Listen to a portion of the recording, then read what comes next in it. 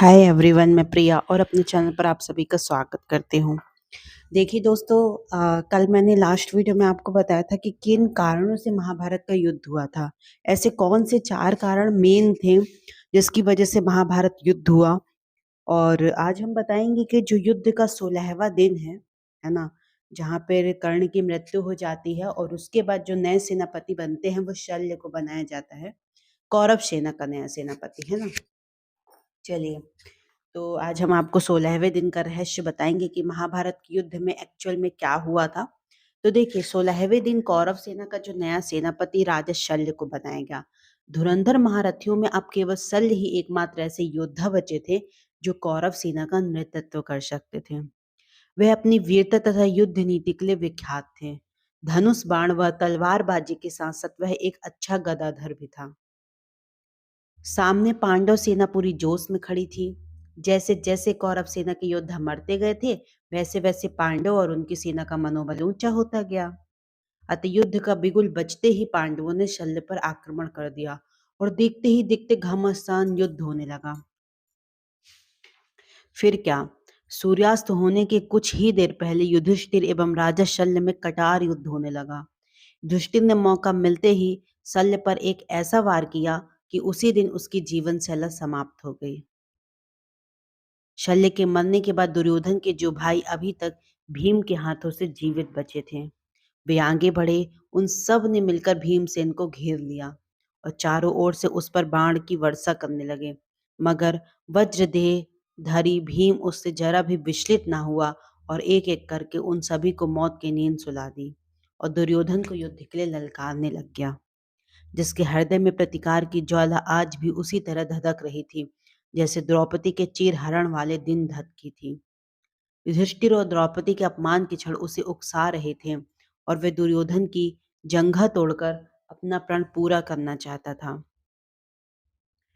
तो क्या था कि इधर जो भीम थे दुर्योधन को ललकार रहे थे और उधर एक अन्य मोर्चे पर नकुल और शकुनी के बीच भीषण युद्ध चल रहा था। ऐसा नहीं था कि शकुनी की बुद्धि केवल षड्यंत्रों में चलती थी, युद्ध कौशल में भी वह कम नहीं था। यह अलग बात है कि युद्ध में वह छल कपट करने के बाज नहीं आता था।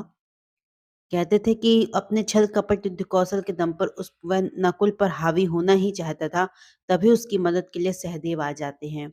और उसने गरज कर शकुनी को ललकारा, अरे ओ दुरात्मा शकुनी, तूने अपने जीवन में बहुत पाप ही पाप किए हैं और यह युद्ध तेरे कपट का परिणाम है।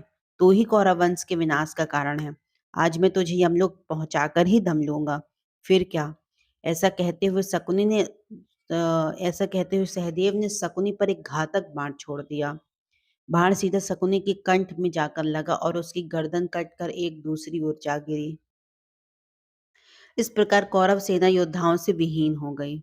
दुर्योधन को एक सैनिक द्वारा शकुनी के प्राणांत का समाचार मिला और वे जलनवत सा हो गया। अब किसे वह अपना नया सेनापति बनाए? अब कौन बचा है उसकी तरफ से लड़ने वाला? उसका साहस जवाब दे दिया और उत्साह मर गया। अतः वह अपनी गदा उठाकर तालाब की ओर चल पड़ा। तालाब के किनारे जाकर जब वह बैठा तो महामंत्री विदुर के उपदेश याद आने लगे। वह सोचने लगा कि महामंत्री विदुर ठीक ही कहते थे कि मैं सन्मार्ग पर आ जाऊं, परंतु मैंने उनके सुझावों को कभी महत्व नहीं दिया। हाय, सब कुछ खत्म हो गया। मगर अब पछताने से क्या लाभ, मुझे अपनी करनी का दंड मिलना ही चाहिए। तो देखिए, ये युद्ध का 16वां दिन था जिसमें शकुनी और भीम ने जितने भी दुर्योधन के भाई रहते हैं उनकी हत्या कर देते हैं और शल्य जो नए सेनापति बनते हैं उनकी भी मृत्यु हो जाती है। चलिए, हम 17वाँ दिन बताएंगे आपको नेक्स्ट वीडियो में। और हम उसमें बताएंगे कि जो दुर्योधन रहते हैं वो तालाब में जाकर एक सरोवर में जाकर छिप जाते हैं। और ये भी हम आपको बताएंगे कि जो उनकी माता गांधारी रहती हैं, तो वो कैसे अपने आँखों की पट्टी खोलकर उन्हें वज्र का बनाना चाहती हैं।